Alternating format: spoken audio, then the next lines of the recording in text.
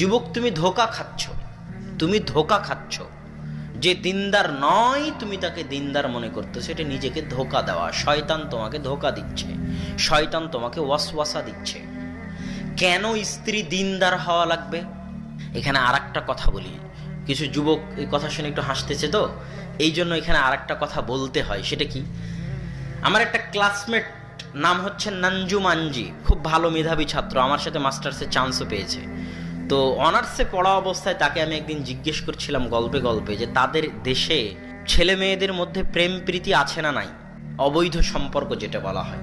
তা আমি আরবিতে বলেছি মোহাব্বাহ বা ইশক। তো ওই ছেলে ক্ষেপে গেছে, রাগান্বিত হয়ে গেছে। তা আমি বুঝলাম না যে কেন রাগান্বিত হওয়ার। আমি বললাম লেশ তাকদাব, এত রাগান্বিত হওয়ার কারণ কি? তো বলতেছে কেন রাগান্বিত হব না, তুমি ইসলামকে অপমান করতেছ। আজীব, আমি ইসলামকে কিভাবে অপমান করলাম? আমি ইসলামকে কিভাবে অপমান করলাম? বলছে যে ছেলে মেয়ে প্রেম করে তাদের এটাকে প্রেম নাম দেওয়া এবং ভালোবাসা নাম দেওয়া ইসলামকে অপমান করা। এখনো বুঝেননি? এই সম্পর্কটার ইসলামে কি নাম আছে? জেনা। এই সম্পর্কটার ইসলাম কি নাম দিয়েছে? জেনা। তুমি আমাকে বলো যে আমাদের দেশে জেনার সম্পর্ক হয় না, হয় না? তাহলে তোমার প্রশ্ন ঠিক আছে, তুমি আমাকে এটা কেন জিজ্ঞেস করতেছো যে আমাদের দেশে ভালোবাসা প্রেম প্রীতি আছে না নাই?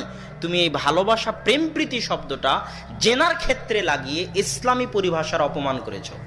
কত ভারী কথা, বুঝতে পারছেন? এই কথার ওজন কত, বুঝতে পারছেন? তাহলে যুবক, এখানে হাসার অবকাশ নেই।